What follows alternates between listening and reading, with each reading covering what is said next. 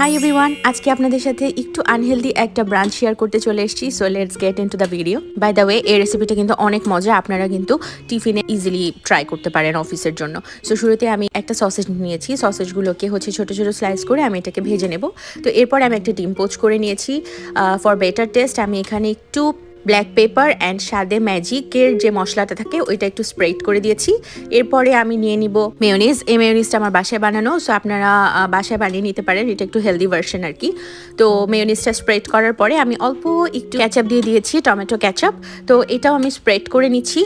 এভাবে স্প্রেড করার পরে আমি এখানে দিয়ে দিব ওই যে ডিম যে পোচ করে রেখেছিলাম ওই ডিম পোচটা, আর এর আগে আমি একটু পাতলা স্লাইস করে শসা কেটে রেখেছিলাম, সেটাও দিয়ে দিয়েছি। তো এরপরে হচ্ছে সসেজগুলো দিয়ে দিলাম।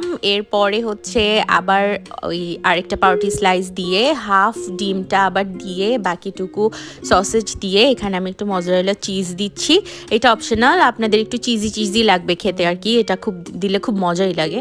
তো এরপরে আবার একটু শসা দিয়ে আরেকটা পাউরুটি দিয়ে আমি হচ্ছে দিয়ে দিচ্ছি। এটা কিন্তু ব্রাঞ্চ, এই জন্য একটু হেভি হয়েছিল, কারণ আমি আর দুপুরে লাঞ্চ করবো না এবং আমি ব্রেকফাস্টও করিনি। এরপরে একটা প্যান নিলাম, প্যানের মধ্যে অল্প একটু বাটার দিয়ে বাটারটা যখন মেল্ট হয়ে এসছে তখন হচ্ছে আমি টোস্ট করে নেব। তো এই যে এখান থেকে একটু সসেজ বের হয়ে গেছিলো, এটা আবার আমি আগের মতো করে দিয়েছি। তো এই তো উল্টে পাল্টে তারপর হচ্ছে এটা কিছুক্ষণ ভেজে নেব এবং ভেজে নেওয়ার পরেই এটা হচ্ছে খাওয়ার জন্য রেডি হয়ে যাবে। অ্যান্ড দেখতেই পাচ্ছেন এত ইয়াম্মি হয়েছে। আপনারা কিন্তু সবাই বাসায় ট্রাই করতে ভুলবেন না। Thanks for watching.